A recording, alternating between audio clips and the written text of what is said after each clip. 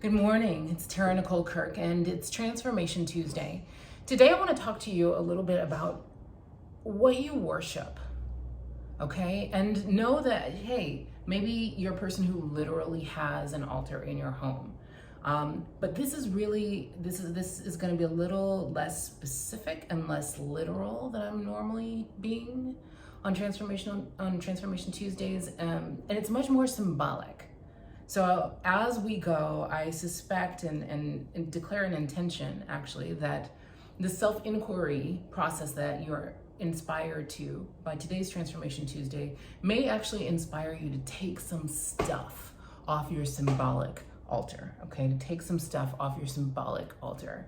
Now, today's lesson comes straight out of my journal. This morning, I was set to give a talk to some entrepreneurial women. I was going to guide them through a writing prompt that I've created a long time ago about identity. And so I was in the mind already of thinking about identity. And, I coach people into new watershed seasons of their life, into doing the things they've always dreamed of doing, in a very countercultural way, like in a way that's not all about hard hustle and effort and grind and what you do and action and swinging the hammer of building your empire, but in a way that's a lot more about deciding to align all of the pieces of who you be and all of the pieces of your life with what it is, with your sacred contracts, with what it is that your true sacred self is and is called to do in this season, in the next season, and the next, right? And so as I coach through the alignments, one of the alignments that's probably the most powerful is the identity alignment.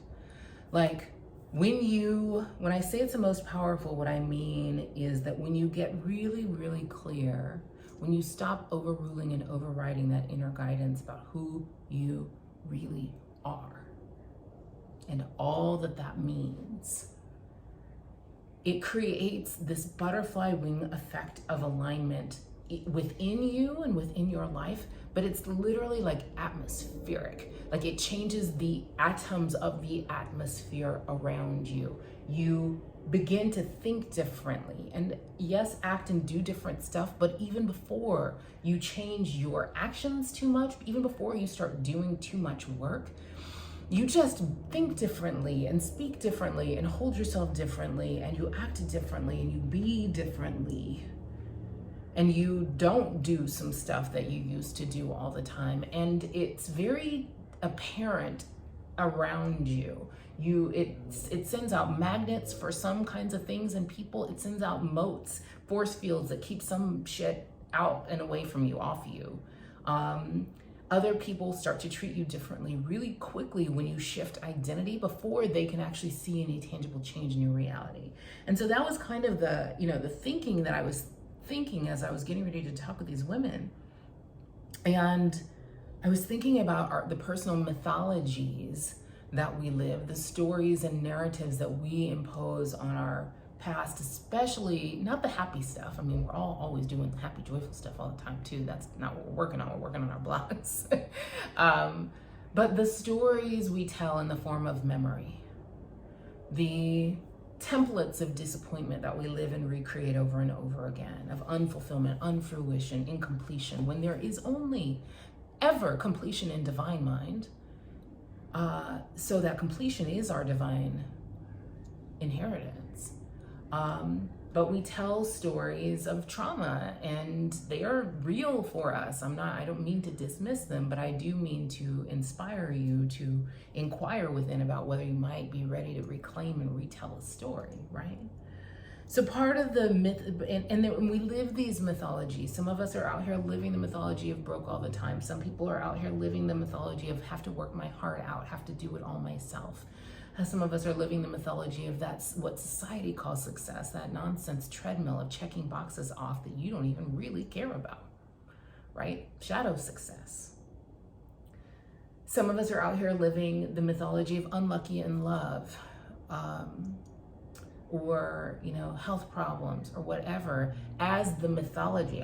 You may actually have a health problem, but you know people who have a health issue who don't live the story, the personal mythology of sick person, right?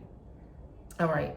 So the question that I wrote at the top, and I mean, literally when I say this is out my journal, this is my journal. This is it. I was in bed writing, preparing for this talk. The question at the top is, what do you worship? What do you worship? And here's what flowed after that. So this is straight from like my wise inner being, the voice of the divine speaking to me, within me, to you. All right. What do you worship? So many who claim to worship sacred things actually worship the fear of death and rejection. And because of these fears, commit spiritual suicide 10 times a day, aborting their own creations before they can even take root in unseen realms. So many put scarcity, unworthiness, fear or discomfort, or the fear of discomfort, on the altar, letting these fears run their lives. We all have things we most fear, and by so fearing, create.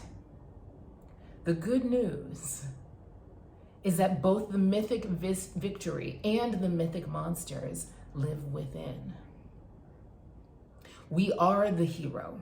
We are the villain. We are the mentor, the aid, the guide, the tool, reuniting all these parts of who we are with each other and with Source.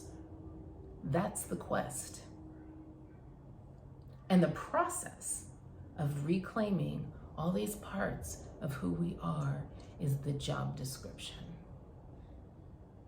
Now, sooner or later, if you're listening to this or watching this or reading this or talking to me, if you're in my presence, the reality is you've seen it. And sooner or later, we ascend to this adventure. We ascend to this quest of reclamation. And sooner or later, we realize that it's time for us to decide who we be.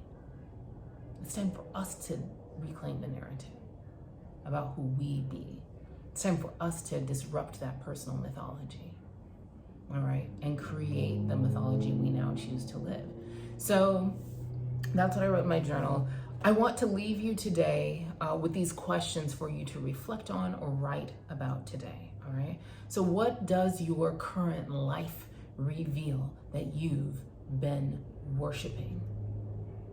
And I want you to be very, very real with yourself without judging yourself. To what? What's on your altar? What's on your symbolic altar? To what do you give the most adoration and affection and attention and appreciation? Right? Where does your time go? Where does your life force go? To your fears or to your dreams? And what about what's on your altar is not in alignment with who you really are and why you're really here? May the light of awareness that this inquiry, the self-inquiry, turns on, dissolve what holds you back. And so it is. Keep your head up and your heart out. I'll see you next Transformation Tuesday.